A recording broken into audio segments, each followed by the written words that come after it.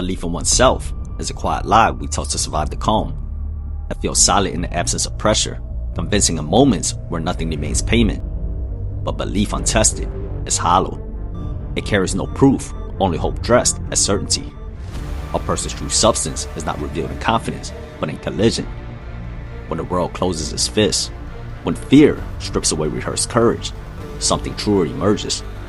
The hurdle does not care who you think you are.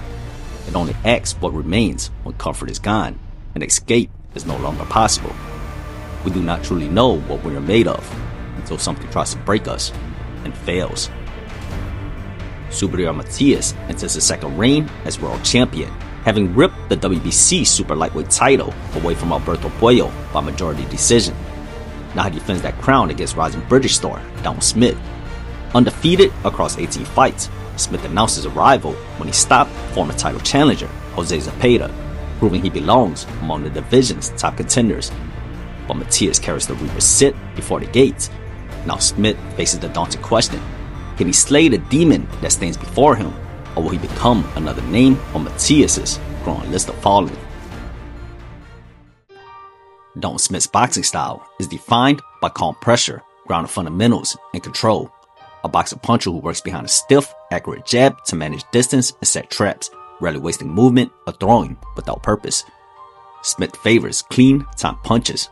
Defensively, he relies on strong positioning, a disciplined guard, and subtle head movement rather than slick evasion, allowing him to remain balanced while applying steady pressure. Overall, he boxes like a technician, patiently breaking opponents with precision, intelligence, and increasing control as the fight progresses. From Sheffield, England, he weighed in at gentlemen. Please welcome the former British and Thunder Smith. Subriel Matías is a pressure swarmer who fights with ruthless intensity, applying suffocating pressure to wear his opponents down round by round. He stalks forward with the high guard, cutting off the ring rather than chasing, forcing exchanges at close to mid-range, where his power is most dangerous. Matias throws with conviction, punishing combinations to both head and body, often sacrificing finesse for volume and impact, trusting his durability and conditioning break his opponent's resistance. His style is raw and aggressive, built on mental and physical attrition, as he thrives in exchanges and grows stronger the longer the fight lasts. Rather than winning with speed or slick defense, Matias imposes his will, turning bouts into grueling tests where opponents are forced to either sink or swim. Expect a good, clean fight. Protect yourselves at all times. Obey my commands at all times. From here up is legal. Touch him up. A rock that never bends invites a single question: how many times could it be struck before it finally admits it was never unbreakable? The opening round may appear insignificant, but it often carries more weight than any other, quietly establishing the tone that follows. No, Matias was willing to take damage to force his way onto the inside. It was imperative for Smith to assert movement early. Matias is not especially explosive, a limitation that complicates his entries. He must first close distance before he can unload his offense. Smith's early antidote was clear and deliberate: lateral movement paired with an authoritative jab to control range and rhythm. Defensively, Matias lacks sophistication. With minimal upper body movement, he relies almost exclusively on a tight high guard. That reliance creates predictable openings, easily exploited by threading straight shots down the middle and finishing with hooks that wrap around the guard. Oh, left jab. Overhand left, should I say. You said set up with the jab. When Matias began letting his hands go on the way into the pocket, Smith responded with poise, transitioning from movement to smothering range. Open up. In that opening round, he showed a great punch output, but right now, and hold. He's got to lean on him, but at the same time, this created a significant problem for Matias. His entries were not openly punished, taking damage on the way in. Grabs a hold of Matias. Right. And again, before he could build any offensive rhythm. Right here. Look at those. Each attempt to get going was met with disruption, forcing repeated resets as Smith broke timing and denied momentum. With Matias. Blood coming from the nose of He could really land harder shots. Get that leverage. But as with any crafty pressure fighter, any misstep in timing was quickly exploited by Matias. Each time Smith stepped in without tying up, he was met with short, compact punches. And Matias is taking a step back and cut. 25 seconds to go in round 3. Matias also capitalized on Smith's attempts to smother by subtly stepping back to create space, unloading as Smith continued to walk forward in an effort to close distance. I think he's going to come out stronger. I think so far, body punch in there, coming up the middle, good uppercuts. Kind of like being a lot busier. By the third round, the firefight had revealed itself. The distance collapsed, restraint disappeared, and what remained was intent. This fight looking like we... Big uppercut on the inside for Matias. Smith tested briefly with the outside, smothered a moment here.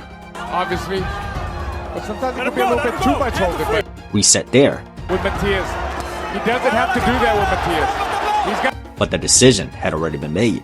He stopped avoiding a fire and stepped into it, biting down on his mouthpiece, choosing violence over conservation. And Here we see distance, leaning in there a little bit.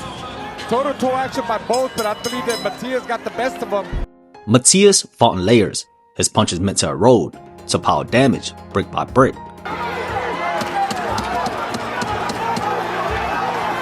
Smith fought in moments, planting his feet, driving shots not to the target, but through it.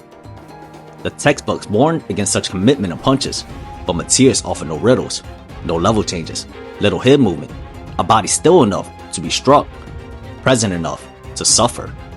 Even amid shots absorbed forced Matias to brace, and when Smith found flesh, the punishment was heavy. This kind of pace. He's used to receiving this kind of damage. At the free. wicked body shot there from Dalton Smith. With the bombs flying, it felt inevitable. This fight wasn't heading the distance. As with every immortal learns the same lesson. Nothing is permanent. What saved you yesterday may not save you today. Flesh is flesh, and flesh always gives. After enough wars, the cracks don't need pressure. They reveal themselves, and sooner or later, every brick house proves it turns glass somewhere along the way. Shakes his head, gets back up. Here he goes. Right, he was out. There he goes again. And he says, come on! Down he goes! Matias is all over the place! One of the truest measures of a rising contender is not skill, but sacrifice. How much pain they are willing to endure, and how far they are prepared to walk into the fire. At 28, Dalton Smith stepped forward and answered without hesitation. Amid the storm, he showed composure. Amid the violence, he did the unthinkable. He stopped Matias, something no man before him could claim. In that moment, Smith was no longer chasing the crown. He became the bearer, the new WBC super lightweight world champion. As for Matias, a pressure fire forged by ruthless aggression, time collects its debt quickly. That style does not age gracefully. It ages overnight. There's only so much damage the body can forgive before the chin betrays the will. At 33, Matias stands battle-worn, a veteran pulled through endless wars. Yesterday fades. Tomorrow waits. Time never pauses. And today, Dalton Smith wears the crown.